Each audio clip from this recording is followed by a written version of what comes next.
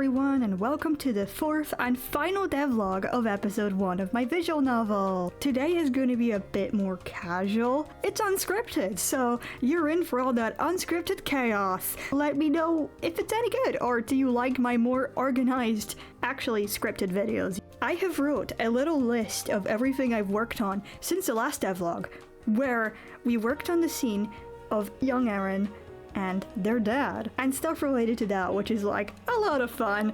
So after Eren has a flashback about them revealing their powers to their dad, on their way back home from work, they bump into their friend Cassidy. You remember the last video how I was going over all the CGs and very complicated animation that I began working on? We'll get to that later. It was the most simplest scene for me to work on in the entire visual novel, I think. All I had to do was just draw Cassidy sprites. Too bad Clip Studio Paint didn't record it, and by Clip Studio Paint not recording it, it was me. It was my fault. I forgot to record it because I didn't have the automatic time-lapse thing on. My bad. It was just a few little poses here and there, and then I added in a lot of expressions. That was a lot of fun. And then there was also this 3D background of Grainbush, which you remember on my second devlog, I spoke about making a background set for this news broadcast. Well, I just used the 3D model background set thing for that. Oh my gosh, I just remembered, while editing, I forgot to talk about Eren's sprites. Unfortunately, the exact same thing that happened with Cassidy's sprites happened with Eren's sprites. They never got recorded because I forgot to enable the automatic time-lapse feature in Clip Studio Paint. Eren's sprites really intimidated me at first because they're the main character. I had it in my head. I'm like, oh my gosh, okay, right, they need to look good. They need to look amazing. These sprites need to be perfect. And I'm pretty happy with how Eren's sprites turned out. They have a couple of costume changes. There's their cafe uniform, and there's their hoodie variation. They're going to have a few more variations as well, and they're going to have a lot more sprites in the future, probably more out of any character, I think. Yeah, I don't want to ramble too long about Eren's sprites. I just thought I'd come in for editing and just talk about it real quick. A lot more of the magic kind of comes in for the code, where I would add a little bit of animation to Cassidy's sprites a little bit. There was also this animation of Cassidy looking at her little lion ears, which I animated a while back, which I made a little behind the scenes video on, which basically is a 2D puppet rig of Cassidy that I made in Blender, like a 360 puppet rig. It took me so long. The process of making puppet rigs is very exhausting. And I still haven't finished Eren's puppet rig. Maybe I will in the future, but it's not quite a priority right now. But we're actually going to be doing some puppet animation in this video. It's just slightly different and having a whole, puppet rig to mess around with.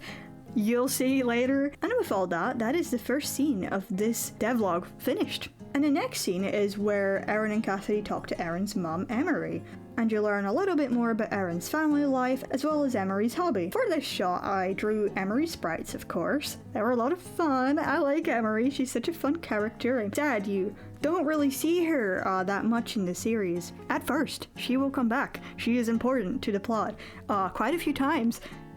So that is fun. If you guys like Emory, then there's gonna be some fun stuff for her in the future. Emory here had a lot of fun poses and expressions. And then there's the background for this scene, which is just the living room. I created a couple of 3D models for this scene. The stairs come to mind. And then with this set that I made, I took a render of what I wanted for the background in the visual novel. And then I did some really nice overpainting in Krita. I do like this process of using 3D models and then overpainting them in Krita. I like adding the lighting on top as well. I love lighting. I say it all the time. I really like doing lighting in my work. It's so fun. And about this 3D model set, I was originally going to model the entirety of Eren's house because I had the entire floor plan of it drawn out quite a while ago, but I just decided I'm just going to model what's going to be shown in this episode. For this main background painting, I wanted it to feel cozy yet have a sense of emptiness to tie into Emory's character of how loving and caring she is,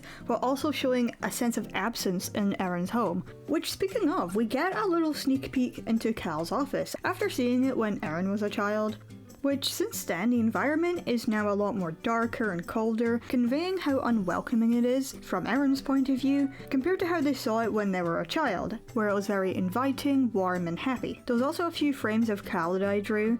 I also drew these shots of Cal in Clip Studio Paint. If you were here last devlog, you'll remember me talking about how I began production on this 360 animation shot, which since last devlog, it's finished. After like a month or so, on and off by the way, I wasn't working on it every day for a month straight, no. I was just working on it, you know, whenever I felt like it every now and then, because it was a really, really time-consuming shot to work on. You know, I got it done. Erin got fully keyframed and mostly in between, although I kind of had to simplify the animation near the end. According to Clip Studio Paint's time-lapse feature, Erin and Cal alone took me 11 hours to fully animate, and that doesn't include 3D modeling Cal's office and texturing it, which that took me 2 full days. And I used that background set for a lot of ever shots seen in last devlog. There was also the camera movement as well for this animation, and that took a lot of hours. Animating the camera was really, really hard because it wasn't kind of flowing the way I wanted to, you know, but hey, I got there in the end. I spent a lot of time in this shot, and I really wanted just to get it done, get it finished, so I kind of had to cut some corners, and by that I mean I left Erin a little bit more choppy in some frames, which, you know, I do wish I could make it really smooth and stuff, but however, I feel like even with the more limited animation for Erin, it does get the job done. Cal here was pretty easy to animate due to keeping the same pose without much variation in the camera angles. I got to animate his hair moving around, which was a lot of fun, but a little tricky. Cal's hair is a little bit tricky to animate. His jumper also gave me a lot of trouble due to tracking all of the stripes. I do kind of wish I went back and simplified that jumper design. It's a lot to work with for animation. Illustration's not so bad, but for animation, it is a bit of a nightmare. I also rendered the final version of the background too with all the lighting, and I animated a couple of objects in Cal's office flying around Erin to make the scene look more chaotic. For this, I used an empty object and parented the objects I wanted to fly around to that empty object, and you know, then I kind of spun it around, and I also added in some manual keyframes for the objects here and there, just so it worked with the camera that I had set up. For the compositing of this shot, I added some color grading and motion blur in DaVinci Resolve. All the rim lighting and gradients were added in Krita, of course. This shot was like so much work to animate. Like, I'm gonna estimate that I spent probably over like 20 hours on this shot alone, you know, including the 3D background, the characters, you know, animating the camera for the 3D background, the compositing. I'm gonna say it took me around 20 hours, you know, that's generous. More than that probably. And that was for 4 seconds of animation, by the way. Oh boy, animation is just a lot of fun. It has a lot of dedication to it, you know, you've got to be dedicated for animation. I love it though. I wouldn't want to do anything else in my life other than animate. Hello, it's Editing Minty back. I forgot to mention, it got completely blocked out my memory until I saw the time-lapse of me doing the color separation lines. At the time I was making this animation, I chipped away at it over time. Near the end of its production, my body was flaring in pain a lot. Most of the time I sat at my desk. Even as I'm editing this, I'm still kind of dealing with it a little bit. It's not as bad as it was. I started to get a lot of pain in my wrist, so I had to wear my wrist brace for a little bit. But I still wanted to work on the visual novel, and I was kind of like in my head, okay, the time I can work on this project physically is getting very limited, so I really need to manage my time. So I used my mouse and brute forced my way through with the curve tool in Clip Studio Paint to like draw in all the color separation lines and color in every single frame. That was why I cut the animation short and left it a bit more limited, pretty much because of that reason. Anyway, moving on, our next shot is a background that I painted of Seaside Island College of Art and Design.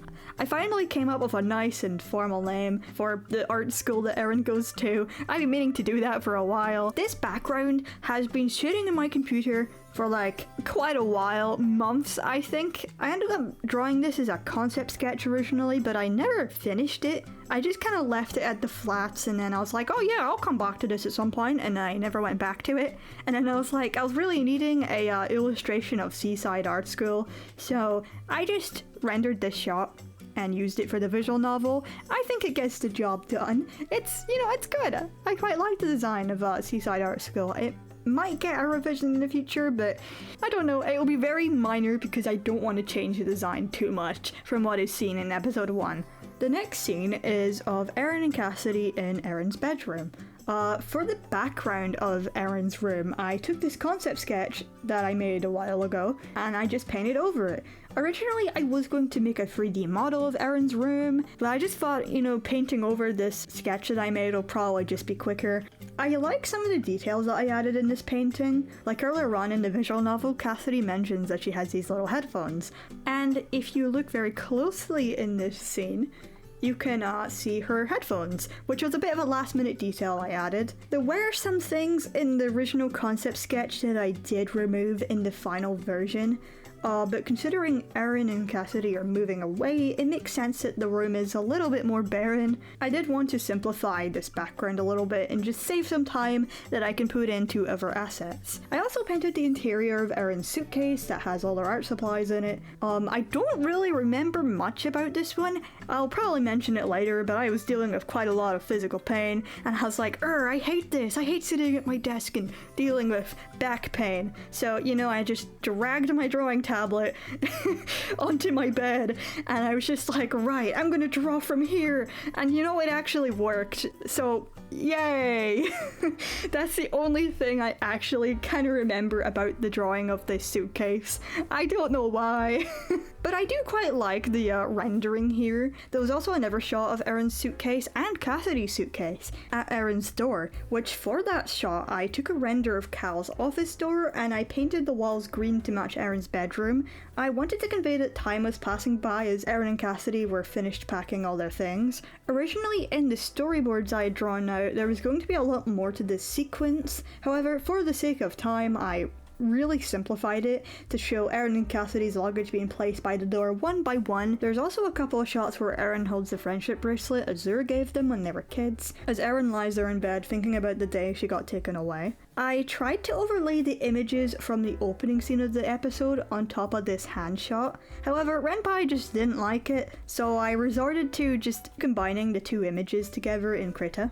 The final scene in Eren's room is of them waking up to look at their phone. I don't really have too much to say about this. It was really fun drawing Eren with their hair down. It's not too often you see them like that. And of course, I really like the lighting. I know. Who would have guessed? You know, what can I say? It's just one of my favorite parts of drawing and animating. I love adding all these really cool and lovely lighting effects to the characters to make them like fit into the scene. It's great. Now we're finally onto a new scene. The bus stop scene, which basically, there's the background, which is, you know, the 3D model of the bus stop itself. However, I wanted to try and reuse as much assets I had already modeled and textured as possible. So I took some assets I had already made for the grain bush sets and reused it for this background. You won't be able to tell, however, the bus stop itself, the texture for it, is taken from the exterior of the cafe. So, you know, there's a fun fact. And the windows in the bus stop is also taken from Grain Bush Cafe. I took a render of this background and I did some minor overpainting in Krita, mainly on the bushes. I'm overall really proud of this background. I really like it. I'm trying to say I like it, you know, and not include, oh yeah, I like the lighting. It's one of my favorites in the visual novel. Oh, the next shot is fun. It's of Emory's death stare. This was just like a really funny comedic CG that I wanted to work on. It's just goofy, it's silly. I really enjoy drawing Emory's little laser eyes, you know, like she's mad. I really like drawing Chibi Cal as well. He's such a silly little guy. He's just a worried father, you know. Don't worry about it. The next CG is very much sad. It's of Cal hugging Eren. It hurts my feelings. It hurts my feelings a lot. You guys might not understand. It hurts. It burns. It's such a complicated relationship between these two characters. It's so complicated, you know? Like, Eren loves her dad, but they also resent them. for, you know, just not being there for them. But, you know, there's reasons kind of in Cal's head. Whether or not it's justified, in my opinion, it's not actually justified. You know, it's up to you, you know? Just, oh, it's so complicated. I can't wait to reveal more as the story progresses. You know, he's a worried father, he's worried about Eren going away from home, you know, all the usual stuff. It's great. About the art process behind this shot, the characters are drawn in a few different layers, so I could easily adjust Eren with the transform tool if needed. As you can see, between these two shots, Eren's head will tilt down a little bit. There's also a never hugging scene, which is Eren hugging both of their parents. I wanted the shot to feel really warm and happy. You know, it's joyful. Look how happy these three characters are. They're so happy. Nothing ever bad will happen to this family. They're gonna be great, you know, everything's gonna be great. Eren's gonna move away. Everything's gonna be sunshine and rainbows. It's gonna be so great, you guys. Also, here is a fun fact, or a sad fact, I guess. When I originally storyboarded this scene, it actually made me cry. As I have been through exactly what Eren went through in this scene. And originally, they were going to just go on the bus. I think the visual novel was just going to cut on the bus after, like, Eren and Cal hug or whatever, and that was it.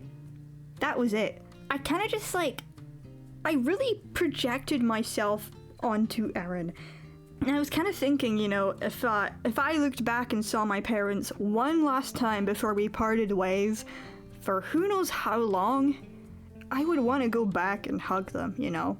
Eren may seem like they're somewhat contradicting themselves here too, with them wanting to move away from home as they really don't like it for very justified reasons, but they also don't want to leave their family behind, you know, their parents. They love and care for their mom and dad. They love them a lot, you know, even their dad, despite, you know, their complicated feelings towards him. Eren still loves Cal very, very, very much. It's complicated. Emotions and feelings and all this are very messy. You know, this scene did make me cry. Throughout my entire life of living on this earth, nothing I have created has ever gotten such reaction out of me. I love this story. I love these characters.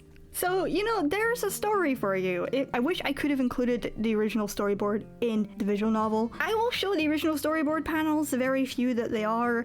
Emotions are very complicated and messy, especially when you're about to take such a gigantic leap forward in your life, leaving everything you know behind to chase a desire in order to become happy. It's hard.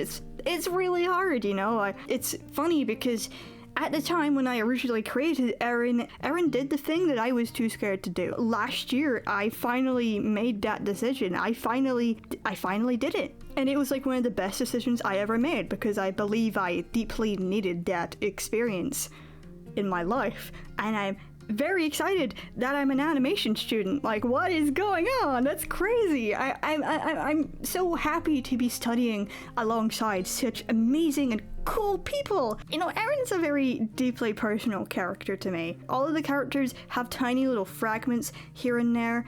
Eren kind of feels like a time capsule of me when I was like a really quiet, awkward teenager. But yeah, Eren is very much that part of myself. I feel deeply connected to Eren as a character. The next CG is Cassidy looking at the happy family, as she then looks down at her phone with a worried expression. And here you can see what Cassidy's headphones look like. How fun! It makes sense to me that she would hide her lion ears of headphones, you know? I kind of just designed them on the spot. A while ago I made this illustration of Cassidy giving Hoshi her cat ear headphones, and I kind of just kept it. Also, ignoring everything that's on her phone, ignore that. The phone itself was reused from the shot of Eren's phone in the previous scene. It's just recolored, so it's like, haha, it's totally different. Yeah, just work smarter, not harder. If I've already drawn the phone, I'm gonna reuse it again. Maybe I'll reuse it a third time, who knows? Probably not. the bus inside the bus. For this, I created a very simple 3D model of some chairs and the bus window itself. I used it as a base to work from for the overpainting in Krita, which really brings it to life, you know. I also painted this little landscape as well in the background. There's also a couple of CGs of Aaron in the bus itself. One with Aaron and Cassidy, and then one of just Aaron looking out the window, which, again, I'm gonna say the thing. I really like the lighting in this one. I just find it funny. I say that all the time. I'm sorry. Whenever I look at any of my drawings, I'm like, what's one thing I like? It's the lighting. I had to say the thing. I like the lighting in here. I like experimenting with like different colors for the lighting and making it, you know, I like making it really pop with the lighting too. And then DaVinci Resolve with its light ray feature, it amplifies it, you know. And then the color grading in DaVinci Resolve, it's amazing. And now we finally get on to Aaron's past. This is like a little sequence of quite a lot of CGs. I was actually experimenting with like a couple of different styles. A while ago I made this like watercolor gif of Cal, and I also tried out the watercolor style again with this panel of Aaron, but then I didn't know how much I really liked it. I went with a more traditionally painted style instead. I'm kind of glad I went this route because I had a lot more fun painting like this. And for this sequence, I used these impasto brushes that I got from the Krita YouTube channel, which I really recommend getting if you really like that traditionally painted style. It's a beautiful brush pack, you know. I used it for this painting of the Mercury family in the little visual novel sequence I made a while ago. Color palette is also very limited as well. It starts off being very grayscale with some reds to give it some tension or danger. The scene starts off with Aaron sitting by an empty chair. Clearly Azur was meant to sit with Aaron here, but she's not there anymore. She's gone. And then we see Aaron looking down at their hand with a friendship bracelet that Azur gave them, you know, and they're clearly missing her a lot. I wanted Aaron to feel really isolated and alone while these other children are gossiping about them. The next shot in this sequence is of Emory. I was experimenting with either a grayscale and a colored version, which I did put in my community poll, and everyone liked the color version more, so I went with it. And I also kind of had a cool idea of how Aaron's past slowly transitions into more color. Although the colours in this shot of Emory are slightly desaturated, the next scene is of Aaron gripping their friendship bracelet that Azur gave them as they are seen to be very upset, before Cal makes an attempt to get onto Aaron's level and provide some comfort. If I remember correctly, the original scene back when I made this a very scrappy animatic had Aaron standing in a white void of some reds here and there, which I actually still liked, so I included it in the visual novel. Fun fact, I haven't gone back to rewatch the original animatic I made for this episode in like a very, very, very long time. Not even when I was storyboarding this project or creating the visual novel itself. All of it is just based on my visual memory. I didn't want the old version to influence me so much. I wanted to do things a little differently than the original animatic, and I didn't want it to really influence me scene by scene. There's also this flashback sequence between Aaron and Cassidy in secondary school, which actually includes a couple of animated cutscenes. One of the animated shots is of Aaron hitting this wall. Originally, I was going to frame by frame animate it. I still kinda did, and earlier on, if you remember, I mentioned something about doing some puppet animation for the visual novel, and this is actually one of these shots. If I play it, this is puppet animation in Blender. If I move this around, Aaron is just like lots of flat images in a 3D space. I drew Aaron in separate parts in Clip Studio Paint, and I individually imported them into Blender, added in these little meshes around Aaron that I created some shape keys for. So you can see here I added in some shape keys that I would then animate. Got Aaron's head looking up here, and then I've got Aaron's head looking down. And then I animated these shape keys for this shot here. I also do the same thing with the bow. You can see there's lots of vertices here that I then create shape keys for. You see all the vertices, and then you can see. Then I imported this tweened puppet animation into Clip Studio Paint, where I would then animate their face on a completely different layer, you can see here.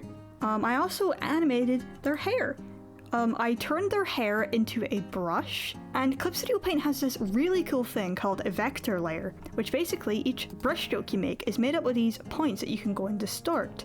And then I animate the hair with these control points on a vector layer.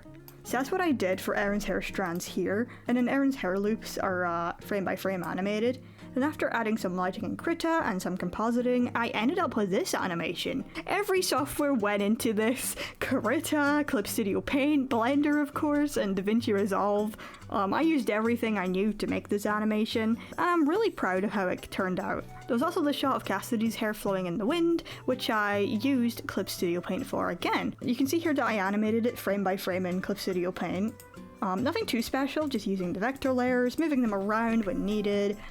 And then really the magic for this shot comes through, and of course the compositing, you know, adding the lighting and stuff.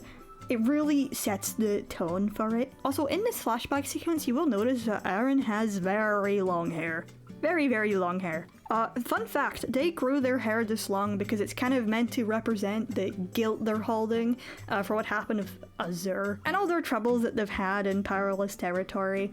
You know, it's meant to represent that they're really clinging onto the past and stuff, and their really hostile tone doesn't help with that at all. So, you know, and eventually they will cut their hair to, you know, what you see it as in episode 1. When, you know, they're like, that's it, I'm moving, new start, you know, they're cutting it off. But as the series progresses, Erin's hair will grow back long again. There was also a background illustration of the Powerless border with these little red booths and these gates. I was away on a day trip, I was working on this, but I didn't want to just stop working on it for a day, so I transferred the illustration onto my Android tablet and kind of blocked everything out. By the time I came back, I managed to do all the rendering on my computer, so, you know, I like this shot. I made it more moodier looking, you know, a bit more grimmer looking. It helps make the red booths stand out. I used quite a lot of photographic reference here. There was also the Redfield background. I don't know why I call it Redfield. I just called it that in the original animatic for some reason, even though this place literally means nothing in the overall story, so why did I name it? The trees in this background gave me so much trouble. I was like, oh my gosh, these trees are terrible. How can I not draw trees? How? Even though by drawing trees, I imported the 3D models I made for the Grainbush Park scene.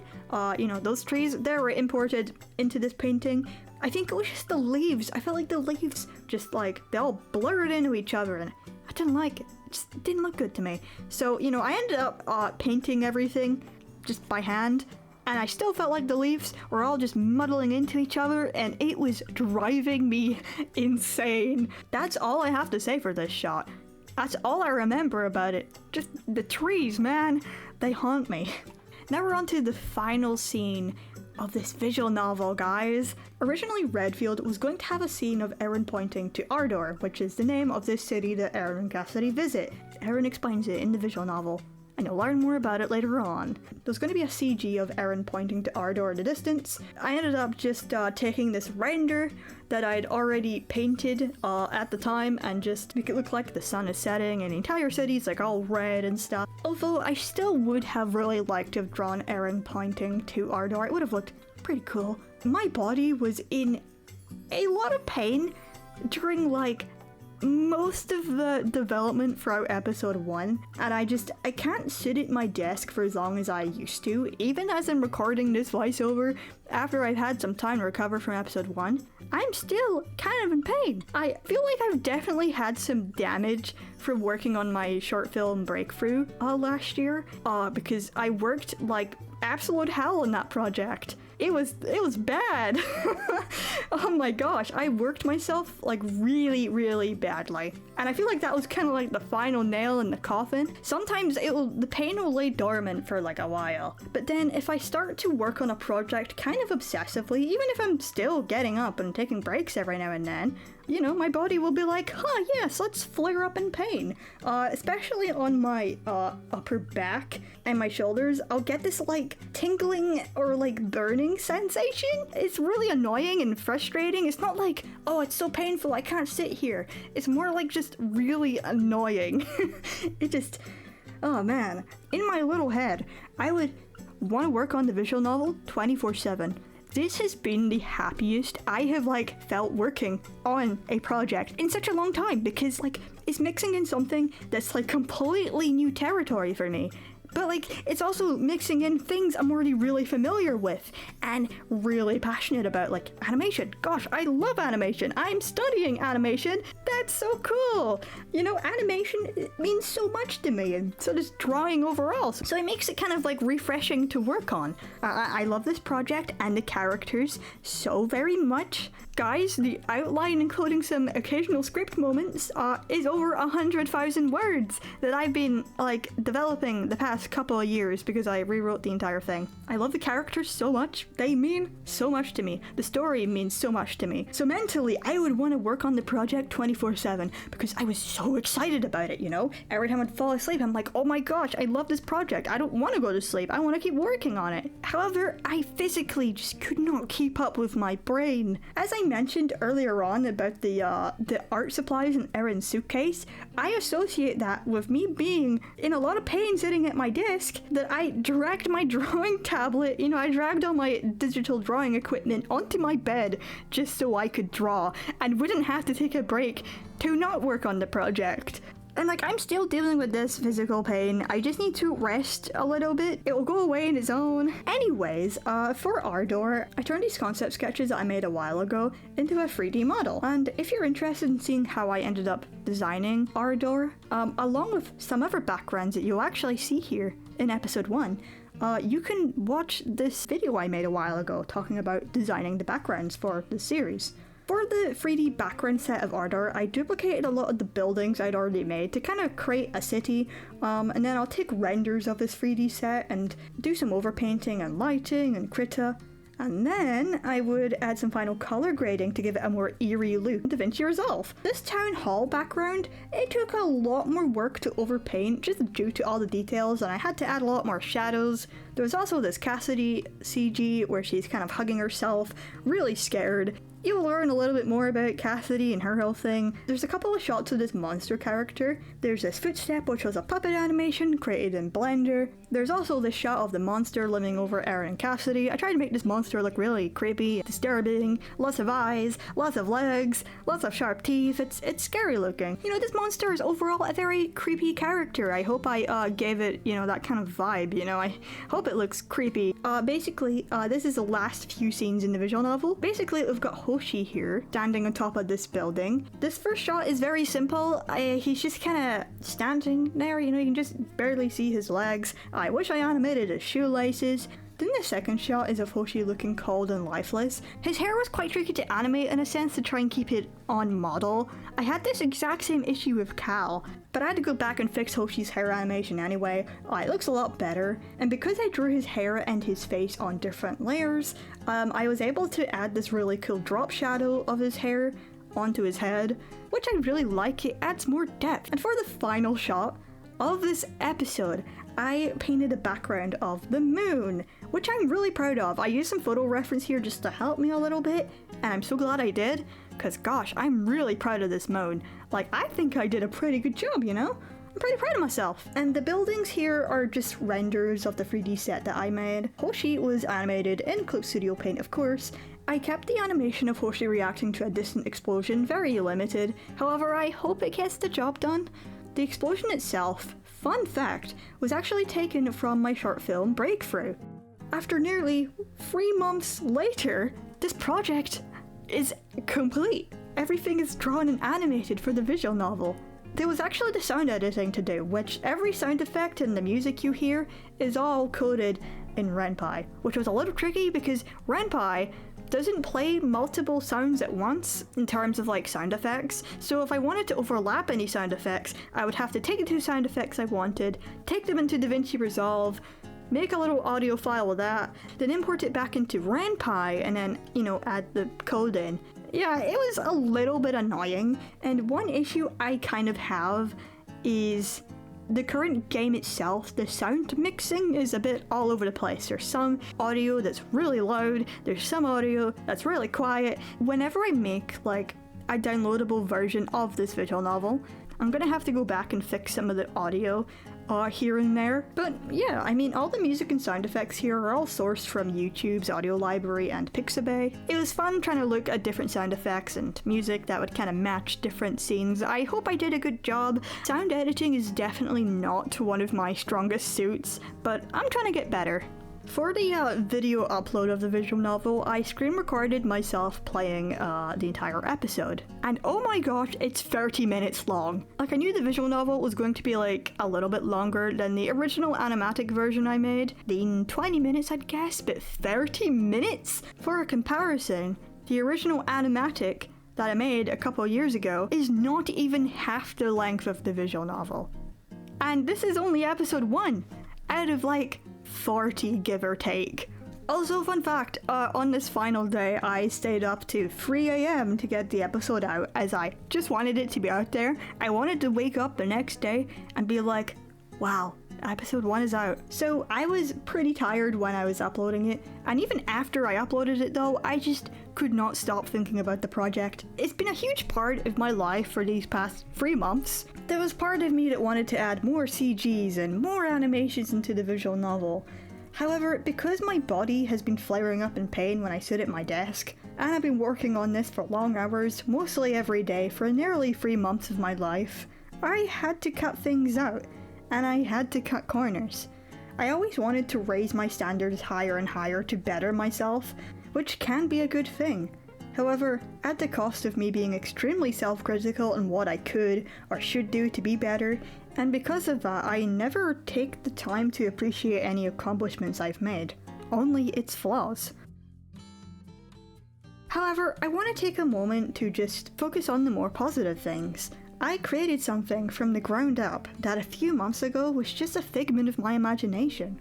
I learned how to code, even though before I made the Suki and Kenichi prototype visual novel, I have never coded a visual novel in my life. My only previous experience of making a visual novel was this 20-second snippet scene between Eren and Hoshi that I made like well over a year ago that was inspired from Umineko after reading a very creepy scene, which I think was in episode 7. You know, so learning how to code and actually making something from the ground up, that's a big accomplishment, you know, I should be proud of that. I animated some scenes in this visual novel frame by frame. I also created 2D puppet animations, which I learned how to do in Blender, which that learning process took a very long time. I also learned how to 3D model and texture backgrounds, specifically for this project, and everything combined helped me create a 30-minute visual novel. The journey may not have went the path that I originally aimed for, but considering my personal circumstances and physical limitations, I took what I wanted to do and still made something in the end. And I had such a great experience throughout it and would easily do it all over again. This is the first step. I have an entire world in my head that I want to share with everyone. A story full of thoughts and experiences that only I can share. One day, while I'll look back at this project and recognize its flaws, sure, but by then, I hope to have improved much more because I made that project, and I'm proud that I took that step despite any doubt I had in my mind. So, go out there, make that project, bring your story to life. You, the artist, may not be 100% happy with it, but it will bring joy to someone and inspire them to pick up a pencil and create too. And the way the world currently is right now, we really need more of that. However, look after yourself along the way. Set timers to remind you to get up and move around every once in a while. Get a good sleep when you can. Go outside to hang out with friends. Even messaging them helps. Keep the artist behind the art happy and healthy, and because of that you'll create so much better than you could ever imagine. I'm mainly telling myself all this as a reminder in the future, and for anyone who is watching this, who also struggles to recognize their own accomplishments and will destroy their mind and body to create. As for the future plans for this project, I am currently scripting out episode 2, which I can't really comment on at this point in time as it's in very early development. However, don't worry, there'll be more devlogs in the future about episode 2. Hey everyone, I just wanted to give you all a quick thank you for showing so much support throughout the development of episode 1, for really enjoying all the devlogs I've put out as well. I really like behind the scene content in general, so I thought it would be fun to make like a little development series to share the art process behind episode 1. If you guys are interested in reading episode 1, you can find a link for it down below. It really means the world to me to see people be excited about these characters and this world, and I hope you guys look forward to the second episode, and future episodes as well. Thank you all for watching this very chaotic development vlog, and until next time.